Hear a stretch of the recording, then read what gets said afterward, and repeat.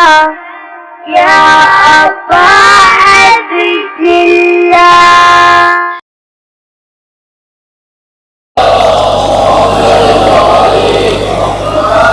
اعوذ باللہ من الشیطان الرجیم بسم اللہ الرحمن الرحیم الحمدللہ رب العالمین والصلاة والسلام علی اشرف الانبیاء والمرسلین سیدنا و نبینا ابی القاسم محمد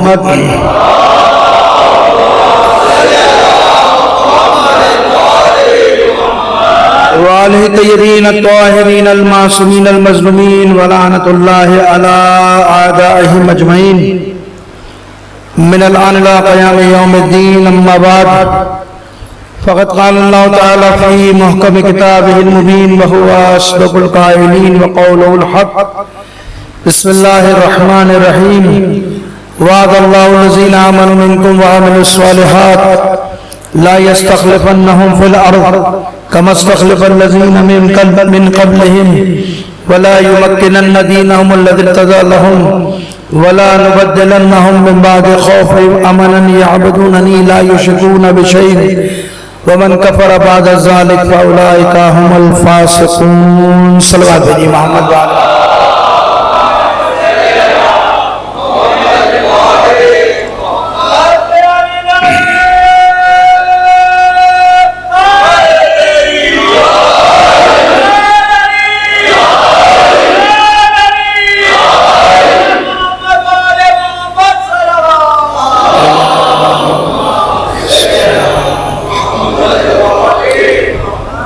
وعلى محترم سب سے پہلے تو میں وہ تمام حضرات جنہوں نے اس فرش رضا کو بچھانے میں دام میں درہم میں سخن اپنا فریضہ ادا کیا، چاہے وہ سوسخانی کے فرائض ہوں، چاہے وہ سلام کے ہوں، چاہے ہمارے عزیز اناؤنسمنٹ کرتے ہیں آپ کی شرکت ہو، یا ہمارے اسکاؤٹ کے بچے ہوں، یا پولیس رینجر جو بھی جن کا نام لیا گیا، جس نے بھی، حتیٰ کہ ہمارے برادر جو ایکو چلانے والا ہے، اس تمام نے جس نے بھی اس فرش رضا کی خدمت کی، ہم تو اس کا صلہ نہیں دے سکتے، لیکن ان سب سے کے لیے خدا کی بارگاہ میں دعا ہے کہ پروردگار بحق کے زہرا اس خدمت کا اپنی بارگاہ سے انہیں بہترین اجر عنایت فرما۔ اس مسجد کو بنانے والوں میں، اس مسجد کو قائم کرنے والوں میں جنہوں نے جو بھی خدمات اٹھائی، پروردگارہ تیری بارگاہ میں دعا کرتے ہیں اگر وہ زندہ ہیں ان کی توفیقات خیر میں اضافہ فرما، اس دنیا سے چلے گئے تو ان کی مغفرت فرما، تمام اعمال کی قبولیت کے لیے ایک بار صلوات بھیجیے محمد وآلہ محمد۔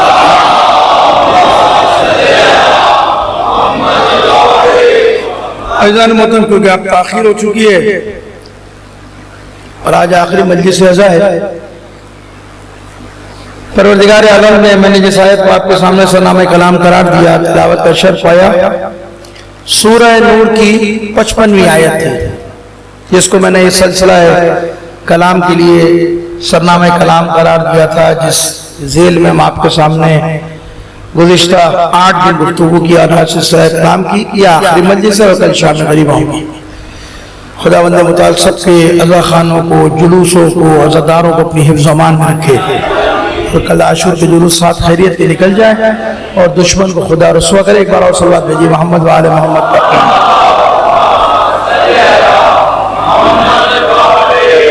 تو اس آیت کی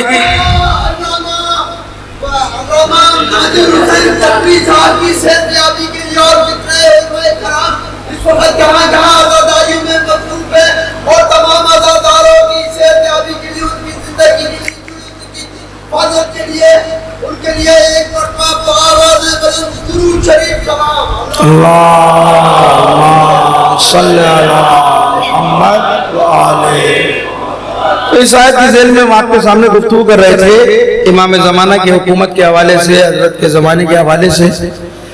اس آیت میں پروردگار عالم نے وعدہ کیا تھا، امام سے وعدہ کیا تھا، امامت سے وعدہ۔ ارادہ الہی یہ ہے کہ ہم زمین پر اپنے نیک اور صالح بندوں کی حکومت کو قائم کریں گے، یہ ارادہ الہی ہے، یہ اللہ کا ارادہ ہے کہ زمین کا نظام، زمین کا کنٹرول، زمین کا سسٹم کس کو دیں گے؟ امام کے حوالے کریں گے۔ یعنی زمین پر امام نمائندہ الہی ہے، اس کی ذمہ داری ہے کہ خدا اس کے ذریعے سے پوری دنیا کے اندر اپنے دین کو قائم کرے گا۔ اسی لیے مکتب تشیع میں امامت کی بہت بنیادی حیثیت ہے۔ یعنی مکتب امامت میں ہم جس مکتب سے تعلق رکھتے ہیں، اگر امامت نہیں ہے تو اس مکتب کو کوئی فائدہ نہیں ہے۔ امامت اساس ہے، امامت بیس ہے ہمارے مکتب کی۔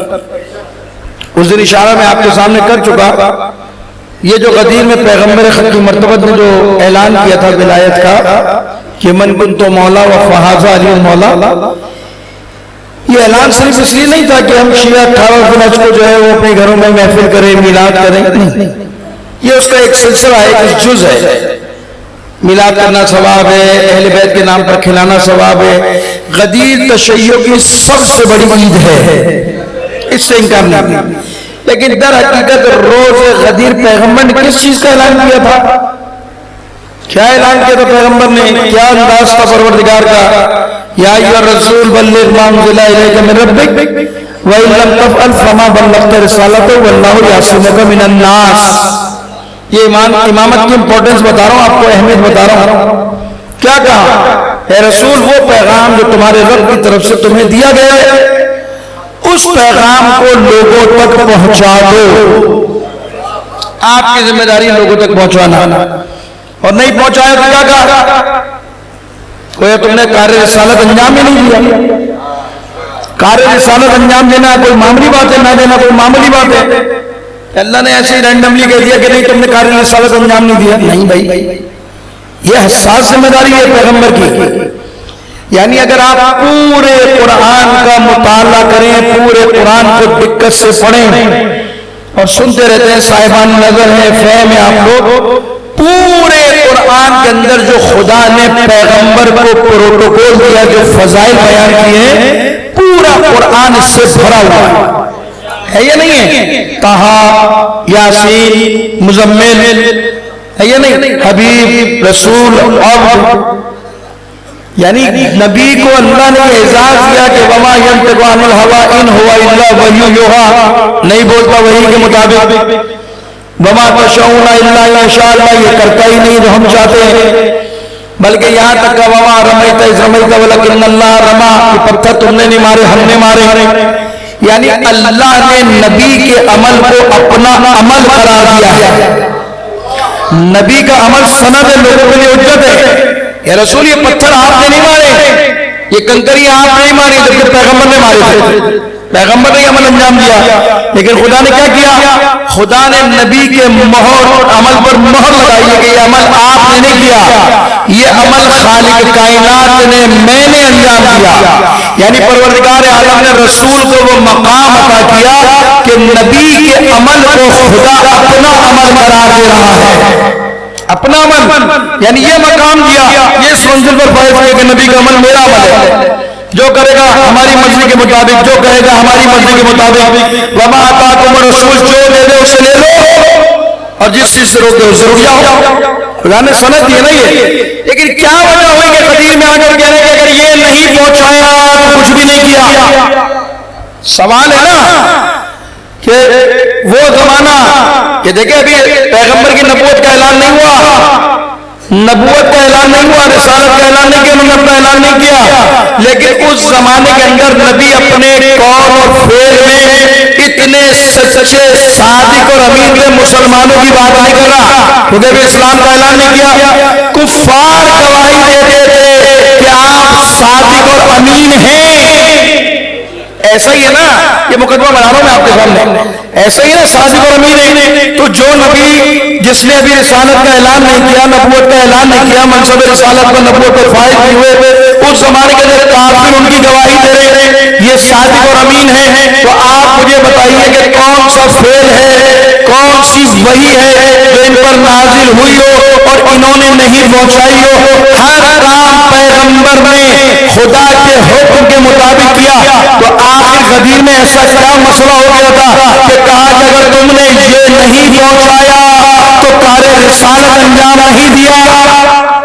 سوال ہے نا یہ، نماز کے بارے میں تو نہیں کہا، کہا نماز کے بارے میں کہ نماز کا یہ حکم نہیں پہنچایا تو کار رسالت انجام نہیں دیا، روزے کے احکام نہیں پہنچائے، کار رسالت انجام نہیں دیا، حج سے واپس آنے بھائی صحیح حج نہیں کرایا آپ نے تو گویا کار رسالت انجام نہیں دیا، فلاں کام نہیں کیا تو کسی ایک مسئلے پر نہیں کہا کہ گویا تم نے کار رسالت انجام نہیں دیا۔ نہ دینے کا مقصد کیا ہے؟ یعنی آدم کی محنت ضائع، نوح کی محنت ضائع، ابراہیم کی محنت ضائع، موسیٰ کی محنت ضائع، عیسیٰ کی محنت ضائع، 1,23,000 انبیاء کی محنت نبوت جو ہے وہ ڈیپینڈ کرتی ہے نبی کے اوپر۔ اگر نبی نے یہ کام نہیں کیا تو سارے انبیاء کی محنت ضائع ہو گئی۔ تو بھئی ایسا کون سا کام تھا کہ جو خدا نے کہا یہ نہیں کیا تو کچھ بھی نہیں کیا؟ وہ تھا منصب امامت کا اعلان، وہ تھا علی کی امامت اور ولایت کا اعلان۔ اتنا اہم اور بنیادی مسئلہ تھا۔ کیا کہا تھا نبی نے؟ علی کو ہاتھوں پہ بلند کر کر کہ من کنت مولا وفاہذا علی المولا، جس کا میں مولا اس کا علی مولا۔ یعنی نبی نے اعلان کیا اگر کوئی یہ سمجھتا ہے کہ میرے بعد دین کا کوئی وارث نہیں ہوگا، دین کا کوئی محافظ نہیں ہوگا، تو میں نبی پیغام دے کر جا رہا ہوں کہ میرے بعد یہ دین لاوارث نہیں ہوگا۔ اس دین کا وارث علی ابن ابی طالب ہوگا اور محافظ بھی علی ابن ابی طالب ہوگا۔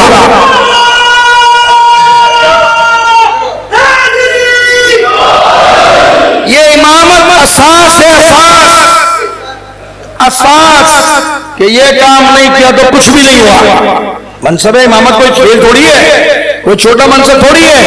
کہہ رہے یہ کام نہیں کیا تو کوئی کار رسالت انجام ہی نہیں دیا۔ یعنی غدیر کا دن کیا ہے؟ در حقیقت غدیر کا دن علی ابن ابی طالب کی خلیفہ بلا فصل ہونے کا اعلان ہے۔ خلیفہ بلا فصل، پیغمبر نے ہاتھ کو اٹھا کے کہا میرے بعد یہ ہوگا، دین لاوارث نہیں ہوگا، یہ میرے بعد علی ہے، یہ تمہارا حاکم ہے، یہ تمہارا مولا، یہ تمہارا آقا ہے۔ تو ایسا ہے یا نہیں ہے؟ تو جو دین کس کی امانت پر کھڑا ہے؟ امامت کی۔ دین لاوارث نہیں ہے، علی سے امامت کا سلسلہ شروع ہوا، علی سے لے کر آخری امام تک وہی سب کو حیثیت حاصل ہے جو علی کو حاصل تھی۔ یعنی جس طرح علی خلیفہ بلا فصل تھا، اسی طرح رسول کا آخری خلیفہ امام زمان علیہ السلام ہے۔ صلوات دیجیے محمد و آل محمد پر۔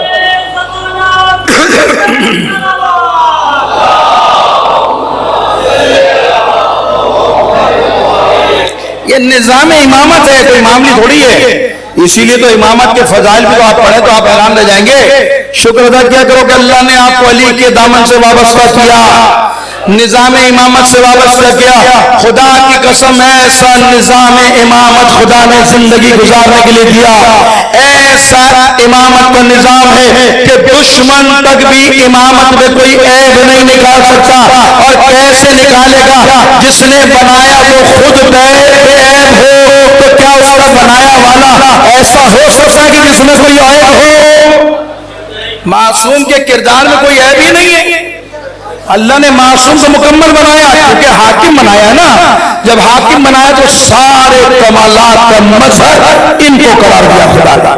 ان کو ہر خصوصیت کا مظہر یہ ہے، ہر فضیلت کا مرکز یہ، ہر فضائل کا مرکز منبع ان کا گھر ہے۔ کوئی فضیلت ایسی نہیں ہے جو ان کے گھر سے باہر ہو، کوئی فضیلت ایسی نہیں ہے۔ میں نے کہا نا امام کی علامتیں ہوتی ہیں یکون عالم الناس، احکم الناس، اتقی الناس، اشجع الناس۔ امام کی صفات بیان کی ہے کہ امام کون ہوتا ہے؟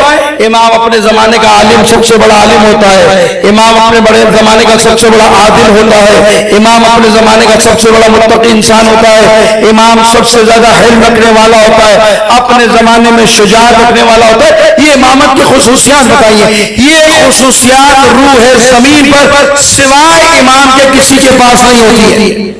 یہ یاد رکھیے گا، یہ جو خصوصیات ہے، خصوصیات بیان کی ہے، یہ کسی کے پاس ہو ہی نہیں سکتی۔ خصوصاً علمی حوالے سے جو اللہ نے امام کو بنایا ہے، حکومت چلانی ہے نا خدا نے اپنی، تو کیا حکومت جاہلوں کے حوالے کرے گا خدا؟ حکومت جاہلوں کے حوالے ہوگی کیا؟ اس کو دے دے گا حکومت جو نہ جانتا ہو، یا اس کا دے گا جاننے والا ہوگا۔ آپ اور میں اس دنیا میں رہتے ہیں. ابھی کھڑے ہو جائیں چوک پہ, کون سی چورنگی آپ کی, پاور ہاؤس کی چورنگی پہ کھڑے ہو جائیں, اور آپ کسی سے پوچھیں بھائی آل محمد امام بارگاہ کہاں ہے, جو یہاں کا رہنے والا نہیں آپ کو پہنچا دے گا یہاں پر,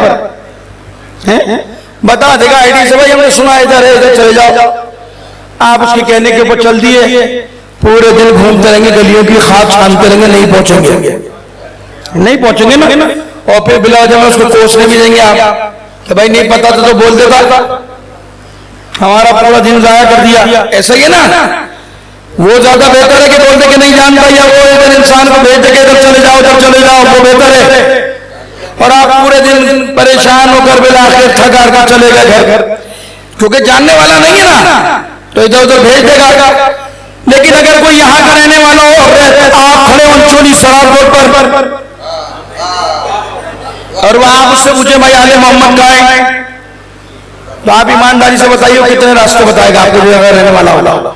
وہ کہے گا سخی حسن سے یوں گھوم کے آ جاؤ, یہ راستہ بند ہو سراب روڈ والا, سخی حسن سے گھوم کے آ جاؤ, یہ بند ہو تو وہ اوپر سے گھوم کے آ جاؤ, جمالی پل سے بھی ایک راستہ یوں آ رہا ہے یوں آ جائیے, یا بفر زون سے آ جاؤ, یا فلاں گلی سے آ جاؤ, یا فلاں گلی سے آ جاؤ. تو 5-6-7 راستے بناتا نہیں, بتاتا کیوں بتاتا بھائی, وہ اس لیے بتاتا کہ وہ علم رکھتا ہے, وہ جاننے والا ہے, اس لیے آپ کو بتاتا کہ یہ راستہ بند ہو تو یہ اختیار کر لینا, یہ راستہ بند ہو تو اس پہ چل دینا, یہ راستہ بند ہو تو اس پہ چل دینا. یعنی وہ علم رکھنے والا, وہ کئی راستے جانتا ہے, آپ کی ہدایت کرے گا, منزل تک پہنچا دے گا. تو جب ہم اتنی سی چھوٹے سے راستے کے لیے کسی جاہل کا انتخاب نہیں کرتے, کسی جاہل کے پیچھے چلنے کے لیے تیار نہیں ہے, تو دنیا اور آخرت کی سعادت کا راستہ کیا کسی جاہل کے پیچھے طے کریں گے, کسی جاہل کے پیچھے چلیں گے؟ خدا کی قسم یہ مسئلہ انسان کو پستی سے اٹھا کر بلندی کی طرف لے جانے کا ہے, اور یہ راستہ کوئی اور انتخاب کر سکتا, وہ بتائے گا جو اس راستے کے بارے میں جانتا ہوگا. اسی لیے تو نبی نے کہا تھا, اے علی خدا کو کسی نے نہیں پہچانا, یا مجھ محمد نے پہچانا, یا علی بن ابی طالب تو نے پہچانا.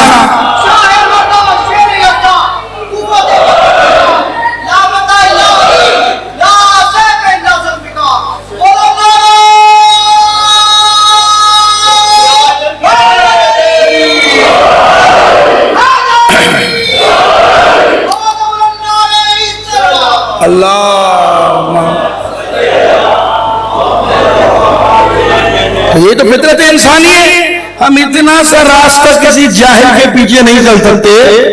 تو یہ تو دنیا اور آخرت کی سعادت کا راستہ. اسی لیے قرآن نے کہا یا ایھا الذین آمنوا اتقوا اللہ وابتغوا الیہ الوسیلہ, لوگوں تقوی اختیار کرو, یہ نہیں کہا جو پکڑ لو مرضی وسیلہ, جسے چاہے وسیلہ بنا لو, نہیں, وسیلے کو تلاش کرو. وسیلہ وہ ہونا چاہیے جو وہاں کے راستے جانتا ہو. اور کائنات میں ایک ہی آدمی ہے کہ جس نے سلونی کا دعویٰ کیا تھا کہ لوگوں مجھ سے کیا پوچھتے ہو, خدا کی قسم علی سبھی سے زیادہ وہاں کے راستے جانتا ہے.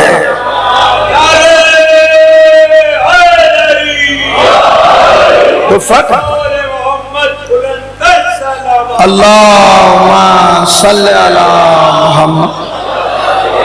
ایسا ہی ہے نا, کوئی ہے علی کے علاوہ کائنات میں جو دعویٰ کرے کہ میں زمین سے زیادہ وہاں کے راستے جانتا ہوں؟ ہے ہی نہیں. کیوں کہ اللہ نے انہیں سارے کمالات کا مظہر بنایا, کوئی فضیلت ایسی نہیں جو ان سے دور ہو ہی نہیں سکتی. اسی لیے تو لوگ اعتراض کرتے کہ بھائی شیعوں کو پتہ نہیں کیا ہو گیا,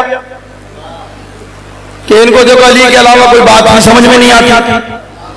مجلس میں جاؤ تو علی کے فضائل, میلاد میں جاؤ تو علی کے فضائل, ابا کے سویم کی مجلس ہے تو علی کے فضائل, اماں کا چیلم ہو علی کے فضائل, شہید ہو جائے علی کے فضائل. اتنی بڑی لسٹ ہے لوگوں کی, ان کو کوئی اور نظر ہی نہیں آتا ہے نا بھائی. ایسا یہی اعتراض ہے نا. تو بھائی اعتراض ہم پہ کیوں کرتے ہو, ہمارا اس میں کیا لینا دینا؟ یہ اعتراض ہم پہ نہ کرو, یہ شکایت خدا سے کرو کہ اللہ نے سارے کمالات کو علی بن ابی طالب میں جمع کیوں کر دیا تھا, امامت میں جمع کیوں کر دیا تھا سارے کمالات کو. بھائی یہ بھی تو کر سکتا تھا اللہ, علی کو علم دے دیتا, کسی کو شجاعت دے دیتا، کسی کو سخاوت دے دیتا، کسی کو کچھ اور دیتا تو مسئلہ حل تھا۔ جب ہمیں علم کی بات کرنی ہوتی ہم علی کے فضائل بیان کرنا شروع کرتے تھے، جب ہمیں شجاعت کے قصے پڑھنے ہوتے تو ہم کسی شجاع کی باتیں کرنا شروع کرتے تھے، اگر ہمیں سخاوت کی بات کرنی ہوتی تو کسی سخی کا ذکر کر لیتے، تو یہی اللہ کر لیتا، موضوع تقسیم ہو جاتے، لوگ تقسیم ہو جاتے۔ لیکن اللہ بھی نہیں چاہتا تھا کہ انسان در در کی ٹھوکریں کھاتا گھومے، کبھی اس کے دروازے پر جائے، کبھی اس کے دروازے پر جائے، کبھی اس کے دروازے پر جائے۔ اسی لیے اللہ نے جتنی فضیلتیں ہیں فاطمہ کے گھر میں اتاری ہے، اور پھر کہہ دیا کہ یاد رکھو نبی کہہ دو ان سے کوئی عمل نہیں چاہیے مگر یہ چاہیے کہ میرے قرابت داروں سے محبت کرو۔ صلوات بھیجیے محمد وآل محمد پر۔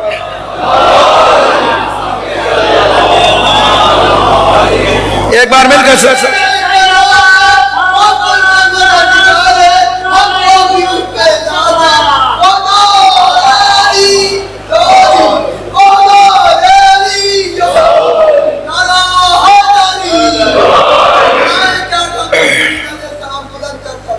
لا صلی اللہ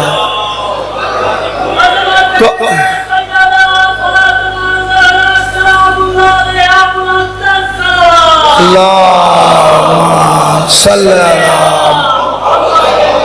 اللہ نے یہاں ساری فضیلت اتاری۔ یہ ہے مرکز اور منبع فضائل کا، یہ ہے مرکز و منبع کمالات کا۔ یہ ہمارا موضوع نہیں ہے، اب آ گئی تھی بات، تو اس لیے امامت کو اللہ نے مرکز قرار دیا۔ ہر زمانے میں امام مرکز ہے، حجت خدا ہے، اس کی ذمہ داری ہے، اس کا فریضہ ہے۔ کبھی کبھار تو میں بعض اوقات امامت کے ولایت کے پر روایتیں پڑھتا ہوں، انسان حیران رہ جائے کہ خدا نے امامت کو ولایت کو کیا مقام دیا، کون کون سی فضیلتیں آپ کے سامنے ہوں۔ ایک فضیلت تو یہی ہے کہ جو پیغمبر کہتے ہیں کہ جس کے دل میں میرے بھائی کی محبت ہو، ولایت ہو، وہ دنیا میں بھی کامیاب، آخرت میں بھی کامیاب، دنیا میں بھی خوشبخت، آخرت میں بھی خوشبخت۔ اور پھر کہتے ہیں کہ لوگوں جس کے دل میں میرے بھائی کی محبت اور ولایت ہے، وہ جب اس دنیا سے جائے گا تو 10 اثرات دنیا میں دیکھے گا علی کی محبت کے، 10 اثرات آخرت میں ظاہر ہوں گے۔ آخرت کے اثرات میں سے بس ایک اثر سن لو، کہتے ہیں کہ جس کے دل میں میرے بھائی کی محبت اور ولایت ہے نا، وہ یہ رکھ کر چلا گیا اس دنیا سے۔ آخرت کے اثرات میں سے ایک اثر یہ ہے کہ خدا جس کے دل میں میرے بھائی کی محبت اور امامت ہو، اس ایک فرد کو یہ اختیار دے گا کہ ایک علی کا ماننے والا، چاہنے والا 100 خاندان کی شفاعت کرے گا، 100 خاندان کی شفاعت کرے گا ایک ماننے والا۔ اور اس میں روایت میں یہ نہیں ہے کہ اگر شیعہ سینئر ہو جائے گا، دنیا میں پوسٹیں بڑھتی نا 70، 7واں گریڈ، 8واں گریڈ، 9واں گریڈ، آخر میں 22واں گریڈ، کیا آہستہ پکا شیعہ ہوتا جائے گا، گریڈ بڑھتا جائے گا، پھر جب 22واں ہو جائے گا یا خاندانی شیعہ ہوگا یا خاندانی سادات تقوی ہوگا تو اس کو یہ اختیار کیا جائے گا۔ روایت میں ہے نہیں، روایت میں یہ ہے کہ مرنے سے چند لمحے پہلے بھی اگر میرے بھائی کی محبت تیرے دل میں آ گئی اور تو نے سچ اور صدق کے ساتھ اس محبت کو قبول کر لیا، خدا تمہیں اختیار دے گا کہ تم 100 خاندان کی شفاعت کرو گے۔ تو اب اندازہ لگا لو، آپ 100 کی کریں گے، آپ 100 کی کریں گے، آپ 100 کی کریں گے، یہ پورا مجمع 100 خاندان کی کرے گا۔ پوری دنیا میں کروڑوں شیعہ ہیں، جب سب کی شفاعت کر لیں گے اور سارے جنت میں چلے جائیں گے تو پھر یہ جہنم کس کے لیے بنی ہے بھائی؟ جہنم کس کے لیے بنی ہے؟ جب آپ سب جنت میں چلے جائیں گے تو جہنم میں کوئی جائے گا نہیں جائے گا؟ پہلے سوال تو کہ شیعہ جہنم میں یقین رکھتے ہی نہیں، میرا خیال ہے نا، ایسا ہی ہے نا، ان سے پوچھو بھائی جہنم میں کچھ نہیں ہے، ایسا نہیں ہے بھائی، ہے، مانو نہ مانو قبر میں لٹا کے ضرور کہا جائے گا نل جنت حقن و نارا حقن، کہ جنت بھی آ کے جہنم بھی آ کے۔ اب سوال یہ ہے کہ یا اللہ یہ تو سارے شفاعت کر کے جنت میں چلے گئے تو جہنم میں کون جائے گا؟ تو جس طرح جنت میں جانے والوں کا فیصلہ خدا نے اس دنیا میں کیا ہے، اسی طرح جہنم میں جانے والوں کا فیصلہ بھی اس دنیا میں ہوگا۔ علی کے ماننے والے سب شفاعت کر کے جنت میں چلے جائیں گے تو یا رسول اللہ جہنم میں کون جائے گا؟ اب اس حدیث کو اس حدیث سے ملائیے کہ شیعہ سارے شفاعت کر کے جنت میں چلے جائیں گے. یا رسول اللہ جہنم میں کون جائے گا؟ تو نبی نے واضح انداز میں کہا لوگوں خدا کی قسم اگر لوگ علی کی ولایت اور امامت پر جمع ہو جاتے خدا جہنم کو خلق ہی نہ کرتا. چلو آگے جی.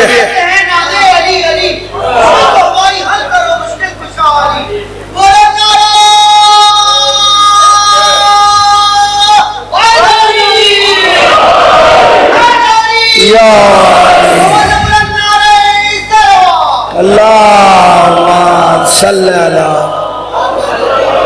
امامت ہے دنیا اور آخرت کا دار و مدار امامت کے اوپر. اب آ جاتے ہیں اپنے موضوع کی طرف. یہ مجھے کچھ کہا گیا تھا تھوڑا سا کہ مولانا تھوڑا سا کچھ اور بھی لوگ سننا چاہتے ہیں. میں نے کبھی موضوع دیا کیوں تھا آپ نے مجھے بھیج تو اس لیے. اب آئیے اپنے موضوع کی طرف آتے ہیں. امامت ہے, امامت مرکز ہے, یاد رکھیے گا. ہم ایک حکومت کا انتظار کر رہے ہیں نا, حکومت الہی ہے. کل میں نے آپ کے سامنے وہ علامات بیان کی تھی حضرت کے آنے سے پہلے دنیا کے کیا کیا حالات ہوں گے اور بہت ساری باتیں تھی اس میں. چھوڑ دو. اب ان علامات کی طرف سے جا رہے ہیں ان علامات کی طرف جو ہونے والی ہیں, جو نظر آ رہی ہیں ہمیں دنیا میں. کہ آنے سے پہلے کیا حالات, اور یہ علامت جو بیان کر رہا ہوں یہ حتمی علامت ہے, یہ ہوگا. یہ یاد رکھیے گا روایات میں کہ جب تک یہ علامتیں ظاہر نہیں ہوں گی ہمارا قائم نہیں آئے گا, نہیں آئے گا ہمارا قائم. یہ ضروری علامت. 5 علامتیں یا 6 علامتیں اس جگہ کا بھی بتا دوں گا جو جگہ دھسے گی. امام فرماتے کہ یہ 5 علامتیں ظاہر ہوں گی. کون سی علامتیں؟ ایک, آسمان سے ندا کا آنا. بتائیں گے وہ ندا کیا ہے گی. جبرائیل کیا ندا دیں گے؟ ایک صبح آئے گی ایک شام آئے گی, دونوں بتا دیں گے کیا ندا ہے صبح شام. نمبر 2 سفیانی کا خروج. نمبر 3 یمنی کا خروج. نمبر 3 حضرت کا ظہور. نمبر 4 نفس زکیہ کا قتل. نمبر 5 اس مقام کا دھس جانا جہاں بیدا کا مقام جہاں سفیانی آئے گا وہ مقام دھس جائے گا. اب اس کی تشریح کریں گے اور روایت پوری کھول کے آپ کے سامنے پڑھیں گے. ایک بار مل کر صلوات بھیجیے محمد وآل محمد.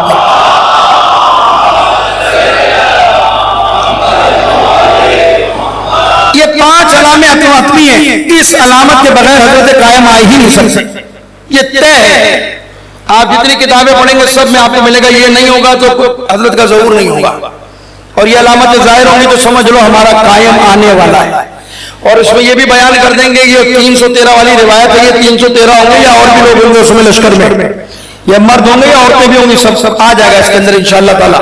اسی موضوع کے اندر آ جائے گا اور نتیجہ آپ کو دیں گے. دیکھیں یہ تو طے ہے کہ ہم جس زمانے کے اندر کھڑے جو ظاہری علامت میں نے آپ کے سامنے کل بیان کی تھی وہ تو آپ نے دیکھ لی کہ یہ ہو گئی ہے. اب ہم انتظار میں ان علامتوں کے جو اب ہونے جا رہی ہیں, اور یہ علامتیں کہاں کہاں ظاہر ہوں گی اور کہاں کہاں نمودار ہوں گی. تو یہ جب میں آپ کو مقام بتاؤں گا تو آپ کو اندازہ ہو جائے گا تو یہ سارے کام نہیں ہو رہے ہیں بھیا. یہ تو ساری زمین سرزمین وہی ہے جہاں سب کچھ ہو رہا ہے ابھی. اب تو یہ باتیں کرتے ہیں نا کہ مولانا سیاسی بات ہو رہی ہے ممبر سے, بھائی سیاسی بات لے کر حضرت کے ظہور سے پہلے جو معصوم نے خبر دی ہے, معصوم نے بتایا ہے, وہ روایت آپ کے سامنے بیان کر رہا ہوں. اور ایک معصوم نے نہیں, ہر معصوم نے کہا کہ یہ ہوگا یہ ہوگا یہ ہوگا, اور جب تک یہ نہیں ہوگا اس وقت تک قیامت نہیں آئے گی, نہیں ہوگی. اچھا اس میں ایک روایت 2 چیزیں میں بتا دوں کہ باقی ایک نے مجھ سے اس دن کہا تھا کہ مولانا اس کا بھی ذکر کر دیے گا کہ وہ یاجوج ماجوج جو آئیں گے ان کا بھی تھوڑا سا ذکر کر دیے گا, اور کانے دجال کا بھی ذکر کر دیے گا. یہ بھی تو ہے نا تاریخ میں دونوں. قرآن میں یاجوج ماجوج کا ذکر تو قرآن کے اندر ہی موجود ہے, تو یہ سنتے جائیے. کلیئر کر دوں میں آپ کو کہ یاجوج ماجوج کے بارے میں اختلاف ہے, شیعہ سنی دونوں میں اختلاف ہے. ان کی حقیقت سے اختلاف نہیں ہے, تو قرآن میں موجود ہے. یاجوج ماجوج کے آنے میں اختلاف ہے. اختلاف کیا؟ بعض کہتے ہیں کہ حضرت کے آنے سے پہلے آئیں گے. ظہور کی علامت میں سے یاجوج ماجوج کے بارے میں حضرت ذوالقرنین کے زمانے میں یہ ہوا کرتے تھے, لوٹ مار رہزنی لوگوں کو قتل کیا کرتے تھے. اس زمانے کے قوم نے حضرت ذوالقرنین سے التماس کی, التجا کی, تو ایسی دیوار کھڑی کر دی کہ آج تک اس دیوار کے پیچھے ہیں. اب کبھی میرا موضوع ہوا تو آپ کے سامنے بتاؤں گا کہ ایک نے یاجوج ماجوج کو دیکھنے کا ذکر کیا علی سے، علی اس دیوار کے پاس اس کو لے جا کر کھڑا کر دیا موت سے. یہ علی کا الگ بات ہے. تو یاجوج ماجوج ہے. اختلاف کیا ہے؟ ان کی آمد میں اختلاف نہیں ہے، یہ آئیں گے، لیکن اختلاف شیعہ سنی میں یہ ہے دونوں میں. بعض کہتے ہیں کہ حضرت کے آنے سے پہلے، امام زمانہ کے آنے سے پہلے آئیں گے، ظہور کی علامت ہے. بعض کہتے ہیں کہ نہیں، یہ ظہور کی علامت نہیں ہے بلکہ یہ قیامت کی علامت میں سے پہلے قیامت سے یہ آئیں گے، یہ ظاہر ہوں گے تو وہ قیامت کی نشانی ہوگی. یہ اختلاف ہمارے یہاں موجود ہے، اس لیے بتا کہ بعض ہمارے یہاں اور وہاں فرق کیا ہے. دونوں جگہ یہ اختلاف ہے کہ یہ ظہور کی علامت ہے یا قیامت کی علامت، ایک تو ہی ہو گیا. کہاں دجال کے بارے میں، دجال یعنی بہت زیادہ دھوکہ دینے والا، فریب کرنے والا. اور یہ یاد رکھیے گا کہ جتنے بھی دجالی ہوں گے نا، اب اس کے بارے میں اختلاف ہے. بعض کہتے ہیں یہ سفیانی دجالی ہوگا، بعض کہتے ہیں یہ شخص ہے، بعض کہتے ہیں یہ کردار. اور جو بہار میں روایت لکھی ہے تو یہاں لکھا اس کی ہاتھ کو یہاں پیشانی پر ہوگی، اور وہ اللہ ربکم الاعلی کا دعویٰ کرے گا، لوگوں کو مال بانٹے گا، رزق بانٹے گا، پوری دنیا اپنی ہاتھ میں لے کر چلے گا. کون؟ کانا دجال. اب اس میں بھی اختلاف ہے کہ کردار ہے، کیا ہے، شخصیت ہے، یا خود یہ جو سفیانی آئے گا یہ وہ ہے. اس میں بھی اختلاف ہے، لیکن یہ ایک کردار تاریخ میں موجود ہے کانا دجال کا. اب اس کے ساتھ کیا ہوگا وہ کبھی موقع ملا، تفصیلات ہیں، وہاں نہیں جانا چاہتا. لیکن اس کا ذکر کانا دجال کا مسیح میں یہودیوں کی کتابوں موجود ہے، مسیحوں کی کتابوں موجود ہے، اسلام کی کتابوں میں بھی کانا دجال کا ذکر موجود ہے، ہمارے یہاں بھی موجود ہے. اختلاف میں نے آپ کو بتا دیا کہ یہ آئے گا. یہ بھی اس کا انداز کیا ہوگا وہ اس بحث میں نہیں جانا چاہتے. یہ بھی ایک اختلافی چیز تھی جو میں نے بچوں کو بتا دی، مجھ سے سوال کیا تھا. اب آئیے دیکھیے، سب سے پہلے قیام کون کرے گا؟ سفیانی. سفیانی کون ہوگا؟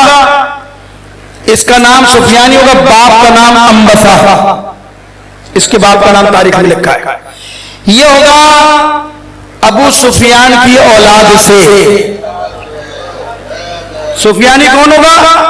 ابو سفیان کی اولاد میں سے ہوگا. جیسے امام زمانہ رسول کی اولاد میں سے ہوں گے، اہل بیت کی اولاد میں سے ہوں گے، امام حسین کی اولاد میں سے ہوں گے، اسی طرح یہ سفیانی جو آئے گا یہ ابو سفیان کی اولاد میں سے ہوگا. اس کے باپ کا نام انبسا ہوگا. یہ آئے گا اور یہ ضرور آئے گا. یہ آئے گا کہاں؟ یہ فتنہ اٹھے گا شام سے، شام دمشق، یہ وہاں سے فتنہ اٹھے گا، شام میں آئے گا. یہ ابھی تجزیہ کریں گے اس روایت کا، اشارے آپ کے سامنے کریں گے، نتیجہ بعد میں دیں گے. شام سے کہا کس کا فتنہ اٹھے گا؟ سفیانی کا فتنہ شام سے اٹھے گا. اور کیا کرے گا یہ شام سے فتنہ اٹھے گا. 5 ملک، اردن، فلسطین، لبنان اور اس کے سراؤنڈنگ جو علاقے ہیں، جو حکومتیں ہیں، یہ ان 5 صوبوں کے اندر جا کر حکومت قائم کرے گا. 5 صوبوں میں کون کون سی یاد آئی، سمجھ میں آ گئی؟ شام سے اٹھے گا، فلسطین کی سرزمین، لبنان کی سرزمین، اردن، یہاں تک کہ اس کا فتنہ بغداد تک جا کر بغداد تک 5 صوبوں پر سفیانی اپنی حکومت قائم کرے گا، پنجے گاڑے گا 5 صوبوں کے اندر. اور اس کی حکومت کے بارے میں لکھا ہے کہ اس کی حکومت کتنی لمبی ہوگی؟ اس کی حکومت ہوگی 9 مہینے کی. جب کسی نے معصوم سے پوچھا سفیانی آئے گا تو اس حکومت کہاں کہا کہ بتایا یہ سارا علاقہ ہوگا، یہاں سے ہوگا اور یہاں سے شام سے یہ خروج کرے گا. 9 مہینے کہا کتنی حکومت کرے گا؟ کہا اتنی حکومت کرے گا جتنی 1 ماہ کا حمل ہوتا ہے، یعنی 9 مہینے یہ حکومت کرے گا. جب یہ حکومت کرے گا پھر روایت کہتی ہے کہ اسی دوران، اسی سال، اسی مہینے، اسی دن، جس دن سفیانی آئے گا اس دن یمنی کا لشکر میں ظاہر ہوگا، خراسانی کا لشکر میں ظاہر ہوگا. یہ سب 1 سال میں ہوں گے واقعات، 1 سال میں. سفیانی کہاں سے آئے گا؟ شام سے آئے گا. اب میں نہیں کہتا کہ سفیانی آ گیا ہے، تو یہ جولانی ولانی سب وہی ہے نا، یہ ہے تو سارے وہی دہشت گرد. اس سے پہلے جو آئے تھے ابو بکر بغدادی، وہ بھی گلے کاٹ رہا تھا، یہ بھی گلے کاٹ رہے ہیں، ایسا ہی ہے نا. تو شام کبھی اسٹیبل نہیں ہوگا، یہ یاد رکھیے گا. شام کے اندر ایک گرے گا، دوسرا آئے گا، ایک گرے گا، دوسرا آئے گا، یعنی ایک سے بڑھ کر ایک بدبخت آئے گا. بالآخر وہ سفیانی آئے گا، شام سے آئے گا. اب آپ خود دیکھ لیجئے، میں نہیں کہتا بھی آ گیا یا آ جائے گا، نہیں، شام کے اندر وہ علامت تو ظاہر ہونا شروع ہو گئی نا کہ ایک کے بعد ایک ظالم آ رہا ہے، ایک کے بعد ایک ظالم آ رہا ہے، اور کیا کرے گا یہ، یعنی یہ 9 مہینے حکومت قائم کرے گا، اور اسی کے آخری لمحات میں حضرت قائم کا ظہور ہوگا، اس کو خبر ملے گی تو یہ امام زمانہ سے جنگ کرنے کے لیے نکلے گا۔ یہ سفیانی اب ہوگا کیا اس کا یہ بتا دوں میں آپ کو، یہ جائے گا وہاں پر امام سے مقابلہ کرنا، سفیانی شام سے نکلے گا، یمنی کہاں سے نکلے گا بھائی؟ اور یمنی کے بارے میں ایسی روایت ہے کہ خدا کی قسم کہ اس وقت روح زمین پر ایمان میں اتنے مضبوط ہوں گے یمنی کہ روایت کہتی ہے معصوم کہتے ہیں ان کا ایمان ایسا ہوگا کہ پہاڑ اپنی جگہ سے ہل سکتا ہے، یہ یمنی اپنے ایمان سے پیچھے نہیں ہل سکتے۔ ان کی خصوصیات بیان کی روایت میں، کتنا بڑا لشکر ہوگا یمنیوں کا؟ 70,000 کا لشکر ہوگا، 70,000۔ یہ کہاں سے نکلیں گے؟ یہ یمن سے نکلیں گے، یمن جہاں سب کچھ ہو رہا ہے۔ شام کا ذکر کر دیا میں نے آپ کو، شام، فلسطین، اردن، یہ سارا خطہ متاثر ہے یا نہیں ہے؟ لبنان ہے یا نہیں ہے؟ اب یہ بات بتا رہا ہوں، یہ سیاسی ہے یا ایمان کی روایتیں؟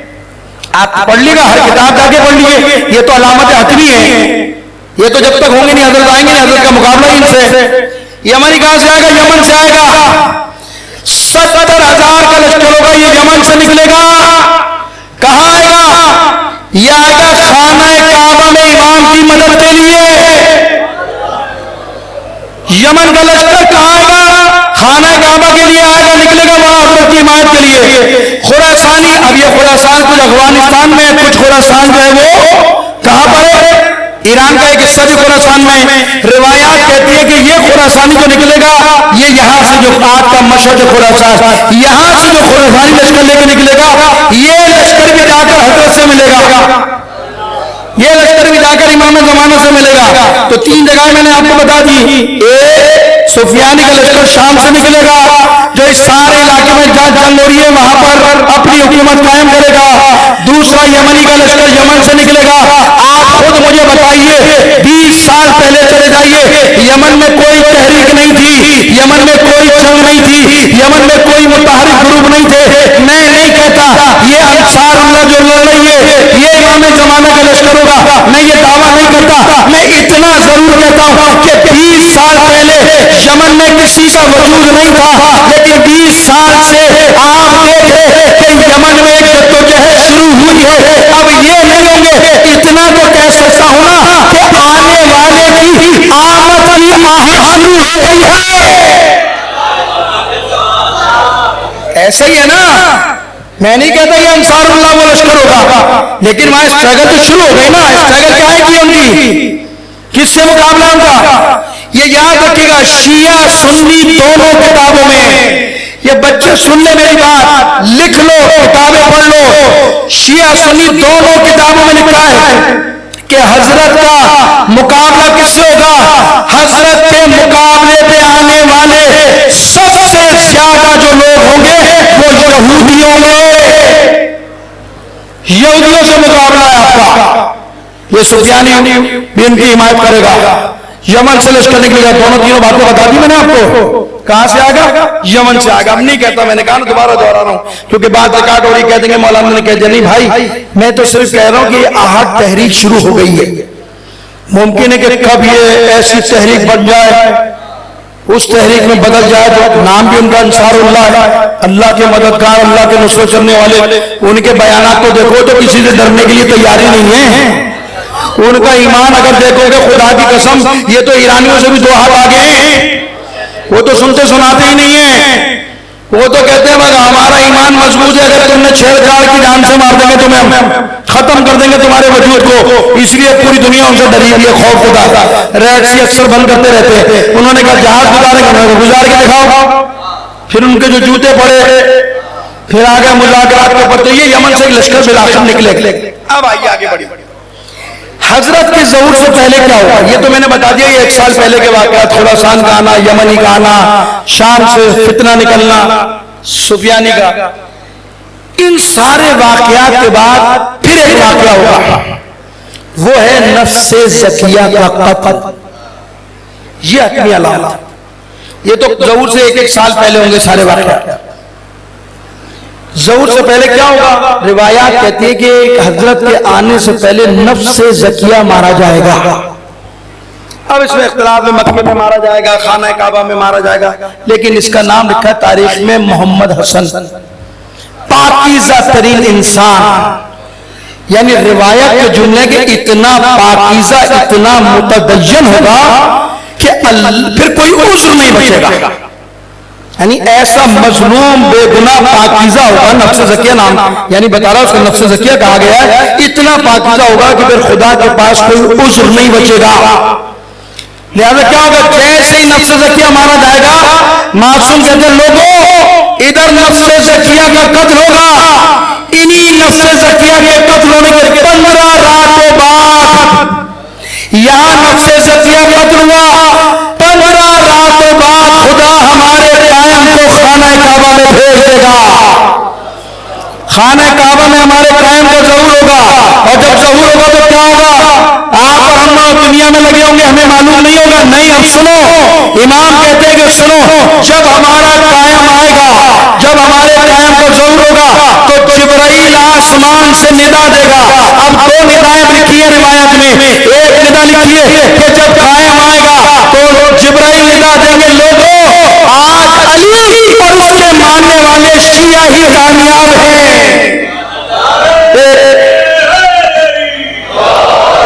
ایک ندا یہ آئے گی، یعنی روایت میں لکھا ہے کہ جبرائیل جب حضرت قائم آئیں گے تو ایک کا اعلان یہ ہوگا کہ لوگوں تمہارے امام کا ظہور ہو گیا، تمہارا مولا کا ظاہر ہو گیا، ظہور ہو گیا، اس کی مدد کو پہنچو. اچھا اب ایسا نہیں ہے کہ جو بیچارے بہرے وہ نہیں سنیں گے. یہ نہیں ہے، یہ امام ہے بھائی، یہ معصوم ہے. ہر انسان پر حجت تمام ہوگی. کربلا میں نہیں دیکھا تھا کہ جب امام نے کہا زیاد سے خطبہ دیا تھا ابن زیاد کو، اور جب کہا تھا خاموش ہو جاؤ، ساکت ہو جاؤ، تو مقاتی نے لکھا ہے جب حسین نے خطبہ دیا تھا تو اونٹ اور گھوڑوں کے گلے میں جو گھنٹیاں پڑی تھی وہ بھی ساکت ہو گئی تھی. کیوں کہ حجت خدا خطاب کر رہا ہے.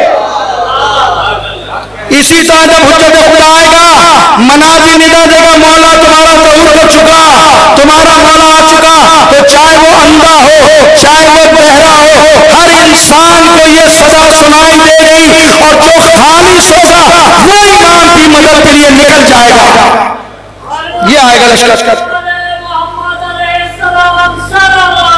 اللہ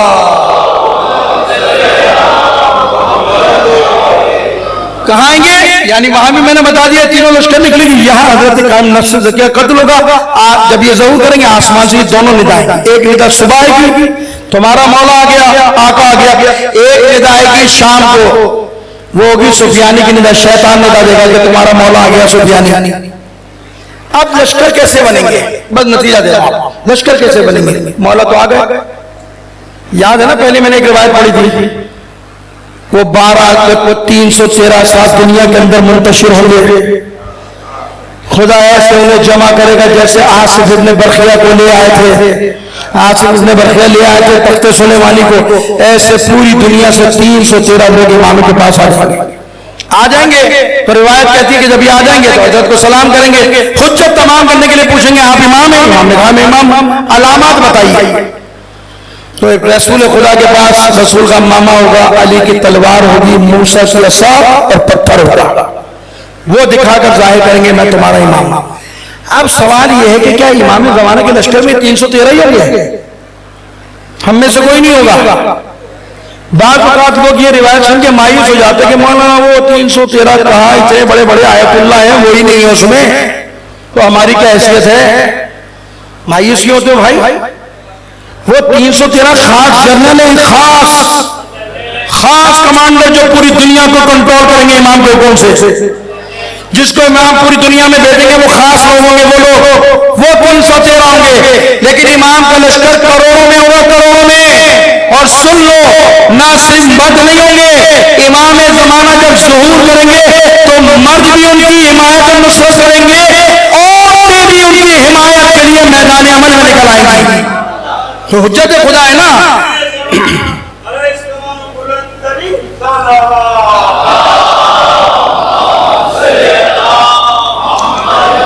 بس آخری بات بات ہے، نتیجہ دے رہا ہوں، آخری بات ہے، مرد عورتیں سب نکلیں گے ایمان کی نصرت کے لیے. کیسے نکلیں گے؟ یہ تو 313 پہلے مرحلے میں پہنچ جائیں گے، ابھی خانہ کعبہ میں ہوں گے، یہ تو پہنچ گئے ایمان کے پاس. باقی کیسے پہنچیں گے؟ دیکھیں یہاں روایت کہتی ہے کہ مختلف لوگ تقسیم ہو جائیں گے. یہ تو پہنچ گئے جو خالص تھے. ہمارا کیا ہوگا؟ ہم جیسے بھی تو لوگ ہیں نا اس دنیا میں، اور بھی تو لوگ متدین ہیں نا معاشرے کے اندر، تو وہ نہیں جائیں گے. اب روایت سنیے، معصوم کہتے ہیں وہ 13 تو پہنچ گئے 313. جب ندا دی جائے گی جو خالص مومن ہوگا، جو پاکیزہ دل رکھنے والا ہوگا، جو امام کے لیے تڑپتا ہوگا، کیسے پہنچے گا وہاں پر؟ اب کہاں پاکستان، اگر پاکستان میں ہے تو کیسے پہنچے گا؟ سعودیہ بھائی ٹکٹ لے گا، بکنگ کرائے گا، پیسے لے گا، اور ہم تو ویسے بھی اسی میں لگ جائیں گے. جو ہماری صورتحال ہے نا تو یہی ہوگا کہ وہاں جانے سے پہلے ادھر آواز سنیں گے، اچھا مولا تو آ گئے ہیں، چلو بھائی میں جا رہا ہوں، پتہ نہیں کب واپس آؤں، مہینے کا راشن تو ڈال جاؤں، خرچہ دے جاؤں، بجلی کے بل بھر جاؤں، گیس کے بل بھر جاؤں، بعد میں کیا ہوگا؟ اسی میں گھومتے رہیں گے اور شام ہو جائے گی ہم جیسے لوگوں کی. تو لیکن جو خالص ہوگا اس کے بارے میں روایت کہتی ہے یہ تو ہم جیسے لوگ ہیں کہ جو دنیا میں الجھ جائیں گے، بل بھرنا ہے، یہ بھرنا ہے، ٹکٹ لینا ہے، فلاں لینا ہے. لیکن جو پاکیزہ امام کے محبت کرنے والے ہوں گے، جو 313 کے علاوہ جو خالص ہوں گے، روایت کہتی ہے کہ ادھر امام کی آواز سنیں گے، جبرائیل کہے گا تمہارا مولا آ گیا، جیسے ہی سنیں گے امام کی نصرت کے لیے، روایت کہتی ہے پہلا قدم اپنی گلی یا گھر کی دہلیز پر ہوگا، دوسرا قدم خانہ کعبہ میں ہوگا، امام کا ہاتھ پھیلا ہوگا، امام کے ہاتھ پر بیٹھ کر اپنی جان دینے کا وعدہ کرے گا.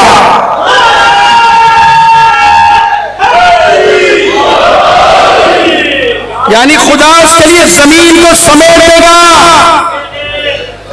فکروں میں نہیں رہے گا چاہنے والا کہ ابھی ٹکٹ کٹانا ہے، کون سی ایئر لائن سے جانا ہے. نہیں، سننے کے بعد پاکیزہ دل ہوگا، قدم باہر رکھے گا، خدا پوری دنیا کو سمیٹ دے گا اور لمحے کے لیے اپنے امام کے پاس بھیج دے گا، اسے بیعت کرے گا. یہ وہ ہے خالص 313 کے علاوہ.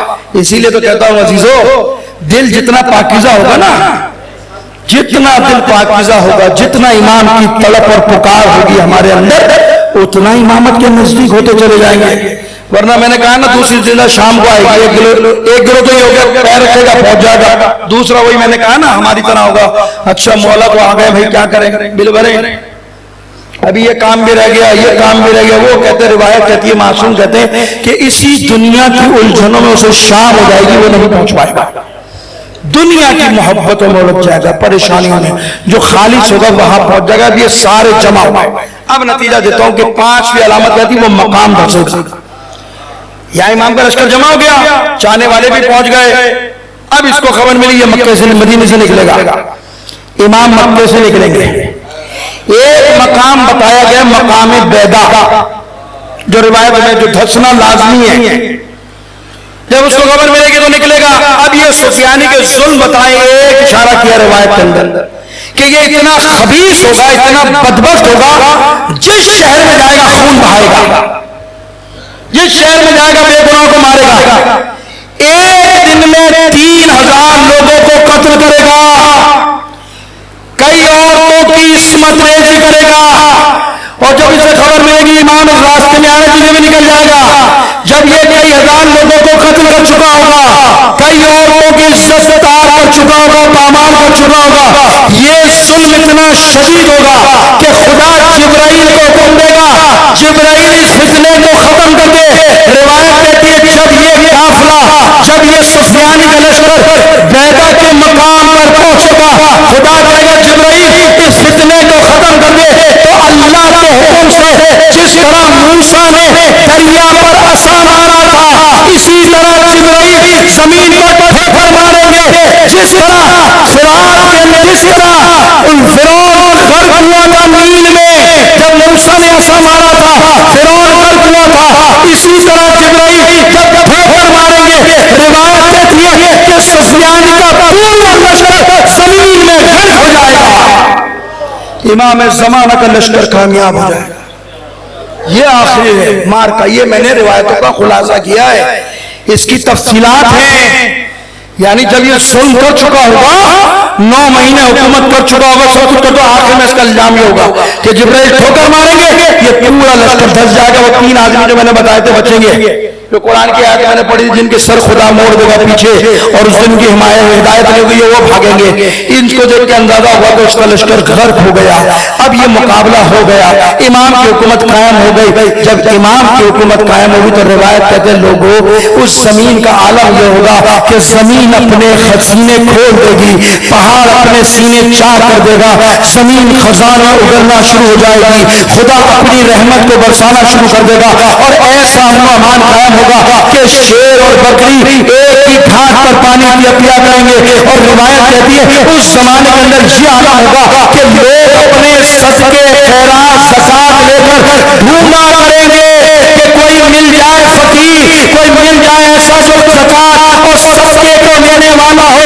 اس روئے زمین پر کوئی فرق نہیں ہوگا، نہ صدقہ لینے والا اور نہ زکات لینے والا، اس وقت زمین کا نقشہ بدل جائے گا، زمین سینہ کھول دے گی اپنا، اگلے گی، پوری دنیا کے اندر یہ جو آج مسائل چلنے سب ختم ہو جائے گا، بیماریاں ختم ہو جائیں گی، عقل عروج پر پہنچ جائیں گے، اللہ کمال تک عقلوں کو پہنچا دے گا تاکہ امام معصوم کا کلام سمجھ سکے، اتنا علمی سطح پر لوگ بڑھتے چلے جائیں گے کہ گاؤں میں دیہات میں بیٹھ کر خاتون بوڑھی خاتون قرآن و سنت کے مقابلے فیصلہ کرے گی، ایسی اللہ آپ کے مولا کے ذریعے حکومت قائم کرے گا، ایسی حکومت قائم ہوگی کہ پوری دنیا کے اندر آدم سے لے کر خاتم اور خاتم سے لے کر اس وقت تک روح زمین پر کسی نے اس حکومت کا نہ دیکھا ہوگا کہ جو حکومت ہمارا مولا حضرت امام زمانہ قائم کریں گے۔ ختم ہو گئی بات، بس عزیزو ختم ہو گئی بات۔ اب جو خزانے اگلیں گے کیا کیا ہوگا وہ تو روایت اب اتنی ہے کہ کیا کیا ہوگا کہ ایسے زمین یہ جو معدنیات چھپی ہے نا پہاڑوں میں، یہ خود ہی اپنا سینہ کھول دیں گی، یہ جو بنجر ہوتی جا رہی ہے زمینیں اللہ رحمت برسائے گا، غلہ اگنا شروع ہو جائے گا، یعنی روایت کہتی ہے کہ 30 بالیاں بوئیں گے، گندم کی 30 بالی امام بوئے گا، اس زمانے کے اندر ایک بالی سے 90 دانے نکلیں گے، ایسے خدا زمین کو زرخیز کر دے گا، ایسا زمین قائم ہو جائے گی، پوری دنیا کا نقشہ بدل جائے گا۔ بس عزیزو آخری بات جو میں نے کہا، بالآخر ہر معصوم کے بارے میں ہے نا کہ شہید کر دیا جائے گا، شہید ہو جائیں گے، حضرت حجت کو بھی شہادت ملے گی، یہ بھی شہید ہوں گے۔ اب روایت میں اختلاف ہے کیسے ہوا کیا ہوگا، لیکن شہید ہو جائیں گے، کیونکہ پیغمبر کو کہا تھا نا جو صحیفے کھولے تھے تو ہر صحیفے میں لکھا تھا، قرآن کے علاوہ کئی صحیفے اس میں تھا کہ ہر معصوم اپنی ذمہ داری ادا کہ قتل کر دیا جائے گا، شہید کر دیا جائے گا۔ امام زمانہ بھی شہید ہوں گے، لیکن سنیے امام زمانہ شہید ہوں گے لیکن امام کی شہادت سے پہلے رجت کا سلسلہ شروع ہو جائے گا۔ عقیدہ رجت ہے، ہمارے بچے نہیں جانتے، پڑھا کرو یہ باتیں، عقیدہ رجت شروع ہو جائے گا، اور معصومین میں جو سب سے پہلے امام ظاہر ہوگا حضرت کے زمانے میں، امام زمانہ کے زمانے میں سب سے پہلے جس معصوم کو پلٹایا جائے گا اس معصوم کا نام حسین ابن علی ہوگا۔ امام حسین پلٹا جائیں گے، کیوں پلٹا جائیں گے اس کی علت بیان کی، کیوں پلٹا جائیں گے؟ ابھی امام زمانہ ہوں گے، ان کی شہادت سے پہلے امام حسین کو خدا پلٹائے گا، اتنا پہلے پلٹائے گا کہ امام زمانہ سب سے تعارف کرا دیں گے۔ وہ میں نے بات بھی چھوڑ دی کہ جناب عیسیٰ آئیں گے، جناب ادریس آئیں گے، وہ ان کے پیچھے نماز پڑھیں گے، یہ ساری باتیں میں نے حذف کر دی، لیکن امام زمانہ کی شہادت سے اتنا پہلے روایت کہتی ہے کہ سید الشہداء کو خدا پلٹائے گا، رجت کا سلسلہ شروع ہوگا کہ امام زمانہ اپنے جد کا لوگوں سے تعارف کرا دیں گے، اور جب امام زمانہ دنیا سے جائیں گے شہید ہوں گے تو امام زمانہ کی نماز جنازہ امام حسین ہی پڑھائیں گے، کیوں؟ اس لیے کہ معصوم کا جنازہ معصوم ہی پڑھایا جاتا ہے۔ یہ ہے عزیزو یہاں دنیا کا اقتدام ہوگا۔ ختم کر دیا میں نے اپنی بات کو میرے جوانوں، اگرچہ کہ میں جانتا ہوں بڑا خشک موضوع تھا لیکن آپ نے بڑا حوصلہ کیا، آپ کے حوصلے کی وجہ سے میں نے اتنی ہمت کر لی، ورنہ مولوی اس لیے گھبراتے ہیں پڑھتے ہوئے، وہ اس لیے گھبراتا ہے کہ بھائی کوئی سنے گا ہی نہیں، اب نہیں سنو گے تو کب سنو گے بھائی؟ کھڑے ہو نہیں کھڑے ہو زمانے کے اندر؟ بتاؤ مجھے فلسطین میں کیا ہو رہا ہے، لبنان میں کیا ہو رہا ہے، شام میں کیا ہو رہا ہے، یمن میں کیا ہو رہا ہے؟ پوری دنیا میں یہی صورتحال ہے نا. ان ساری ذمہ دار کون ہے ان ساری صورتحال کی؟ یہودی ہیں یا نہیں ہیں؟ تو یہ آپ پر انکار کر سکتے ہیں ان روایتوں کا؟ ان باتوں کا انکار کر سکتے ہیں؟ نہیں. جو مارکا ہونا ہے مارکا. اب یہ ہماری ذمہ داری ہے کہ ہمارا حصہ کتنا ہے، ہمارا کردار کتنا ہے. ساری زندگی اس مجلس میں بیٹھ کر سفیانیوں کو اور امیوں کے لوگوں کو اور دوسرے لوگوں کو لان تان کرتے رہے کہ انہوں نے ساتھ نہیں دیا، شامیوں نے ساتھ نہیں دیا، کوفیوں نے ساتھ نہیں دیا، فلاں نے ساتھ نہیں دیا. ایسا ہی ہے. اب ایک کربلا بننے جا رہی ہے. اللہ نہ کرے ایسا وقت آ جائے کہ امام پکار رہا ہم نہ ہو تو ہمارے اور کوفیوں میں کیا فرق ہے بھائی؟ یہ مجلسیں ہیں اسی لیے، یہ مجلسیں آمادگی کی جگہ ہے، تیاری کی جگہ ہے. یہ مجلسیں جو آپ پڑھتے ہیں نا کربلا، بار بار کوفیوں نے یہ کیا، شامیوں نے کیا، فلاں نے یہ کیا، فلاں نے یہ کیا، یہ یاد تازہ کراتی ہے کہ کربلا میں حسین غریب کیوں رہا، امام تنہا کیوں رہا، کوفیوں نے کیوں ساتھ نہیں دیا، شامیوں نے کیوں ساتھ نہیں دیا، فلاں نے کیوں ساتھ نہیں دیا. یہ مجلسیں ذہن نشین کراتی ہیں کہ دیکھو اس زمانے کے اندر لوگوں نے اگر امام کا ساتھ نہیں دیا تو اس فرشتے پر بیٹھ کر اپنی تربیت کرو، اپنے آپ کو امادہ کرو کہ ایک امام آنے والا ہے، کہیں ایسا نہ ہو کہ وہ صدائے استغاثہ بلند کرے جس طرح اس زمانے کے لوگوں کے پیروں میں دنیا زنجیر بن گئی تھی، ہمارے پیروں میں بھی دنیا زنجیر بن جائے اور ہم امام کی نصرت کے لیے نہ پہنچ سکے. اس لیے ہے یہ فرش عذاب، اس لیے ہے یہ مجلسیں آمادگی تیاری. یہ نہیں کہ مولا آ جائیے نہیں، خالی جمع خرچ تھوڑی چاہیے. کوفیوں نے بھی بلایا تھا مولا آ جاؤ، بلایا تھا نہیں بلایا تھا؟ ابن زیاد کو دیکھ کر سب پریشان ہو گئے تھے، وہ نہیں ہوئے. کچھ جلاد کو دیکھ کر بڑے بڑے لوگوں کے ایمان متزلزل ہو گئے، بڑے بڑے لوگ جو آگے پیچھے ہو گئے. حسین کی نصرت سے ہاتھ اٹھا لیا، گرفتار ہو گئے بیچارے جو مومن تھے. تو امام کے آنے سے پہلے اگر یہ ہو گیا، ہم جیسے لوگ جو کہتے ہیں مولا آ جائیے، ابھی ایسی حکومت آئی کہ گلے دبانا شروع کر دیا اس نے. ہو رہا ہے نا آج بھی یہ ہو رہا ہے نا. ہلکی سی مظلوم کی حمایت کرو فوراً آ جاتے ہیں، خبردار امریکہ کو برا مت کہنا، خبردار اسرائیل کو برا نہ کہنا، ہے نا. ایف آئی آر کٹ جائے گی، بیچارے ایف آئی آر کے خوف سے ہی مر جاتے ہیں آدھے. تو یہی تو خوف ہے دنیا کا. اس زمانے میں یہی تو ہوا تھا. ابن زیاد نے کیا کہا تھا کوفیوں کو؟ تمہارا املاک کو ضبط کر دیا جائے گا، تمہارے مال کو ضائع کر دیا جائے گا، تمہاری حرمت کو پامال کر دیا جائے گا. دنیا کو بچانے کے لیے مسئلہ ہے تو اس وقت یہ سمجھیے اپنی کہ حسین کا ساتھ چھوڑ دیا. کبھی مظلوم کی نصرت سے پیچھے نہ ہٹنا، کبھی مظلوم کی حمایت سے پیچھے نہ ہٹنا، یہ علی کی وصیت ہے. حسین اپنے لیے نکلے تھے، حسین انسانیت کو نجات دینے کے لیے میدان عمل میں آیا. عزیزو ختم کر دیا بس.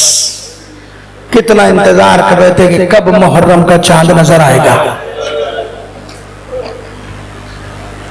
اور یہ مومن ہوتا ہے بیچارہ ساری زندگی دعا کرتا رہتا ہے یا اللہ ایک محرم اور مل جائے، ایک محرم اور مل جائے. شکر ادا کرو کہ بیوی نے یہ موقع دے دیا.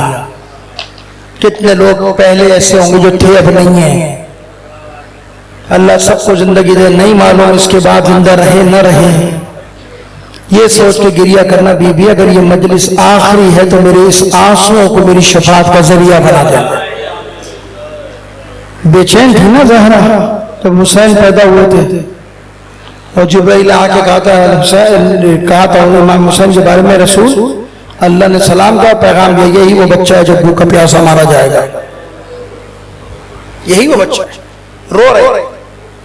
جناب زینب نے بابا کو روتے دیکھا، جناب زہرا نے بابا کو روتے دیکھا تو پوچھا بابا یہ تو خوشی کا وقت ہے، اللہ نے مجھے بیٹا دیا ہے، آپ رو رہے گریہ کر. کہا بیٹا بھی مجھے جبرائیل نے خبر دی کہ یہی میرا بچہ ہے جو کربلا کے صحرا میں 3 دن کا بھوکا پیاسا مارا جائے گا. اب ایمانداری سے بتاؤ کسی کے یہاں ولادت ہو اور اس کی ماں کو فوراً بتا دیا جائے کہ یہ بچہ بے دردی سے بھوکا پیاسا قتل کر دیا جائے گا تو اس ماں کی کیفیت کیا ہوگی؟ رونا شروع ہو گئی زہرا. کہ اچھا بابا یہ بتائیے جب میرے حسین کے ساتھ یہ ہوگا آپ ہوں گے؟ کہا نہیں میں نہیں. کہ بابا علی ہوں گے؟ کہ علی بھی نہیں ہوں گے. کہ اچھا بابا میں ہوں گی؟ کہ فاطمہ تم بھی نہیں ہوگی. اب زہرا کی پریشانی تجسس بڑھتا جا رہا ہے کہ بابا کیا میرا بیٹا حسن زندہ ہوگا؟ جیسے ربی نے کہا نا کہ نہیں بیٹا حسن بھی زندہ نہیں ہوگا تو رو کر کہتی ہے بابا پھر یہ بتاؤ کہ کون ہے جو میرے بچے پر روئے گا؟ کون ہے جو میرے بچے کا ماتم کرے گا؟ ابھی زہرا کا دریا جاری تھا کہ جبرائیل خبر لے کر آئے رسول زہرا کو بولو مت روئے مت روئے. خدا نے پیغام دیا ہے کہ ان قریب خدا ایسی قوم کو خلق کرے گا کہ جس کے بوڑھے تیرے بوڑھوں کا ماتم کریں گے, جس کی عورتیں تیری عورتوں کو روئیں گی, جس کے جوان تیرے جوان کو روئیں گے, جس کے بچے تیرے بچوں کا ماتم کیا کریں گے. آئیے بیوی دیکھ لیے بڑے بڑے حادثات واقعات ہوئے, ہم نے اپنے بچوں کا ماتم نہیں کیا محرم میں, پہلے حسین کا ماتم کیا پھر اپنے بچوں کو دفن کیا. ہم نے بیوی گواہ رہنا ہر حالات میں تیرے بچوں کا ماتم کیا ہے. بس عزاداران حسین آ گئی ہے 9 محرم, گریے کی رات ہے, مسائب کی رات ہے. رونے میں بخل نہ کرنا, رونے میں شرمانا نہیں, نہ شرمانا, اپنی آوازوں کو بلند کرنا. آپ فرماتے جو بلند آواز سے میرے جگ پر روتا ہے میں اس پر رحمت نازل کرتا ہوں. امام رضا کہتے ہیں جو میرے جگ کے غم میں رو یا رلا یا رونا نہ آئے, اگر رونے جیسی شکل بھی بنا لے, امام کہتے ہیں میں رضا ضمانت دیتا ہوں اس پر جنت واجب ہے. عزاداران حسین کیوں؟ اس لیے کہ آج آپ کو کوئی روکنے والا نہیں ہے, لیکن تصور کرو کل عاشور عصر عاشور کے بعد جب بھی سکینہ روئی ہے تو شمر میں تماشے سے خاموش کیا ہے. عزاداران حسین واقع کربلا ہو گیا, امیر مختار نے قیام کیا تو جو بھی مدینے گیا امام سجاد سے ملنے کے لیے, امام کی زیارت کے لیے جاتا تھا تو امام سلام دعا کے بعد پہلا سوال یہ کرتے تھے یہ بتا کہ ہرملہ مارا گیا؟ کبھی کوئی آیا پوچھا کیا ہرملہ گرفتار ہو گیا؟ کبھی کہتے ہیں چچا مختار کو سلام کہنا جتنا جلد ہو سکے ہرملہ کو گرفتار کر لو. کبھی کسی سے کہا کرتے تھے کہ چچا مختار کو سلام کہنا ہے کہ جب ہرملہ مارا جائے تو فوراً ہمیں خبر دے تاکہ ہمارے گھروں میں چولہے روشن ہو جائے. اب تک ہم نے اپنے گھروں میں چولہے روشن نہیں کیے, ہمارے سروں میں تیل ڈالنے کا سامان ہو جائے. عزیزو مختار سنا کرتا تھا, سوچا کہ آخر کربلا میں کیا ہوا کہ امام سجاد بار بار ایک ہی پیغام دے گئے. سپاہیوں کو کہتا کہ ڈھونڈو اس خبیث کو, ہرملہ کو. چھاپے مارے گئے, ڈھونڈا گیا, پھر آخر پکڑ گیا اس خبیث کو. سنو گے جب اسے گرفتار کر کے مختار کے سامنے لائے نا, مختار نے اسے غور سے دیکھا اور جملہ کا ہرملہ تو نے آخر ایسا کون سا کام کیا تھا کربلا میں؟ تو نے آخر کربلا میں ایسی کیا قیامت ڈھائی تھی کہ میرا چوتھا امام سید سجاد تیری موت کی دعائیں کیا کرتا تھا؟ کیا کیا؟ کہا تو سن نہیں سکتا, کہا اس کو کوڑے مارو. جب اسے کوڑے مارے گئے نا تو خبیث روتے وہ کہتا مختار سن میں نے کربلا میں 3 تیر چلائے تھے, 3 تیر چلائے تھے میں نے. سنو گے کہا پہلا تیر تو نے کب چلایا؟ کہا مختار تو سن نہیں سکے گا.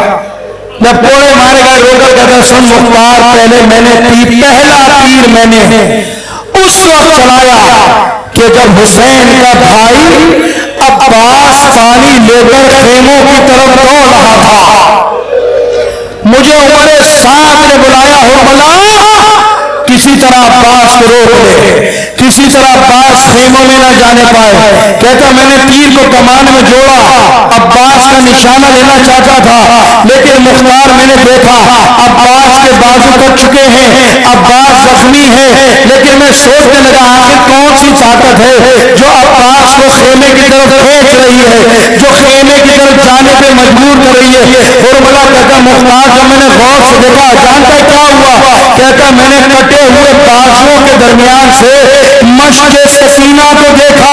مختار میں سمجھ گیا کہ جب تک مشق میں پانی ہے عباس کو کوئی روک نہیں سکتا۔ مختار میں نے تیر کو کمان میں جوڑا، کٹے ہوئے بازوؤں کے درمیان سے مشق سکینہ کا نشانہ لیا۔ سنے گا مختار کیا ہوا؟ تیر مشق کو چھوڑتا ہوا عباس کی پسلیوں میں گیا، ادھر پانی بہا، ادھر عباس کی آنسویں بہ گئی۔ عباس کہتے زلزلہ اے میرے سوار اب خیمے میں نہ جانا۔ مختار نے سنا، مختار غش کھا کر گر پڑا، بے ہوش ہو گیا، غش سے افاقہ ہوا۔ پھر پوچھتا ہے ملاؤں بتا تو نے دوسرا تیر کب چلایا تھا؟ کب دوسرا تیر چلایا؟ کہتا مختار بہت بڑا ظلم کیا تھا میں نے۔ کہا کیا کیا؟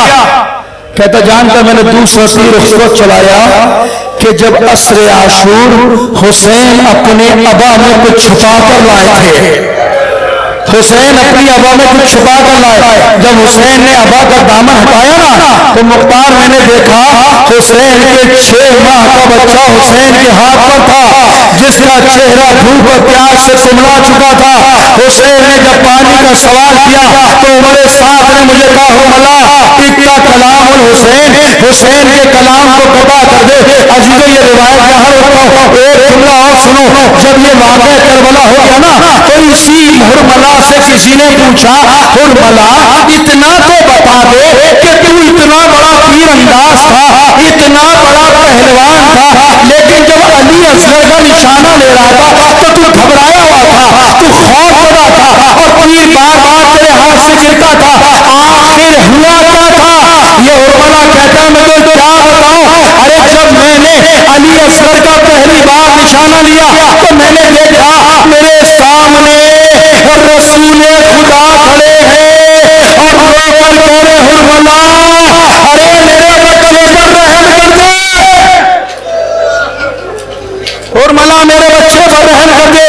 کہا دوسری بار تیر کیوں چھوٹا؟ کہتا جانتا ہے جب میں نے دوسری بار نشانہ لیا تو میں نے دیکھا ایک سیاہ لباس ملبوس ایک بی بی میرے سامنے کھڑی ہے، ایک معصبہ میرے سامنے کھڑی ہے اور رو کر کہہ رہی ہے حرملا اپنے تیر کو دے اور میرے علی اصغر کو دے۔ حرملا کہتا مختار ادھر تیر کا چلنا تھا، تیر علی اصغر کی گردن کو چھیڑتا ہوا حسین کے بازو میں لگا، بچہ باپ کے ہاتھ پر منقلب ہو گیا۔ مختار کی فریاد بلند ہوئی، مختار غش کھا کر زمین پر گر پڑا۔ عزاداران حسین بس تھوڑی دیر بعد جب مختار کو ہوش آیا، مختار کافی دیر تک روتا رہا، اپنے آپ کو سنبھالتا رہا، اور جب مختار نے اپنے آپ کو سنبھال لیا تو جانتے کہتا ہے کہ تو نے ملعون تیسرا تیر کر چلایا، ہاتھ چھوڑ کر کہتا مختار تو پر سن نہیں سکتا، تیرا جگر پھٹ جائے گا، میں نے بہت بڑی قیامت کھائی تھی، بہت بڑا ظلم کیا تھا۔ کہتا ہے ملعون کیا کیا تھا تو نے؟ کہا مختار میں نے نبی کو رلایا، میں نے فاطمہ کو رلایا۔ کہا کوڑے برساؤ، جب کوڑے برسائے گا نا تو رو کر کہتا سن مختار میں نے تیسرا تیر اس وقت چلایا کہ جب فاطمہ کا لال زخموں سے دور تھا، حسین کو شیر الجنا پر ڈگمگا رہا تھا، مجھے عمر سعد نے بلایا حرملا کوئی ایسا کام کر دے کہ فاطمہ کا لال گھوڑے سے گر جائے۔ مختار میں نے تیر کو کمان میں جوڑا، میں حسین کا نشانہ لینا چاہتا تھا، لیکن جیسے ہی میں نے نشانہ لیا تو کوئی جگہ ایسی نہ تھی کہ جہاں تلوار کا زخم نہ ہو، جہاں تیر کا زخم نہ ہو. ارے فاطمہ کا لال زخموں سے چور تھا.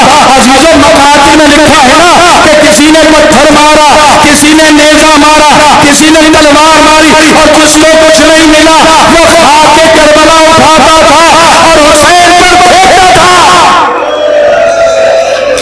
اور مولا کہتا ہے مختار فاطمہ کا لال پشتے سلطنہ پہ جگمگا رہا تھا، سوچ تھا.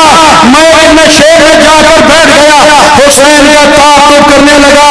کہتا ہے جب کافی دیر گزری، مختار جانتا کیا ہوا کہ جب کافی دیر گزر گئی میں نے دیکھا حسین کی پیشانی خالی ہے. مختار میں نے تیر کو کمان میں جوڑا، حسین کی پیشانی کا نشانہ لیا. سنے گا مختار ادھر حسین کے تیر لگا. فاطمہ کا لال پشتے سلطنہ پر ناسمن صفا حسین گھوڑے سے گرے. نہیں روایت میں کہا کہ جب حسین گرنا چاہتے تھے دائیں جانب سے نیزے سوار حسین کی پسلیوں میں نیزہ مارتے تھے. جب بائیں جانب گرنا چاہتے تھے تو بائیں جانب کے نیزہ سوار بائیں جانب کی پسلیوں میں نیزہ مارتے تھے. فاطمہ کا لال کافی دیر بعد گھوڑے سے گرا. امام زمانہ کہتے ارے میرا سلام ہے کربلا کے شہید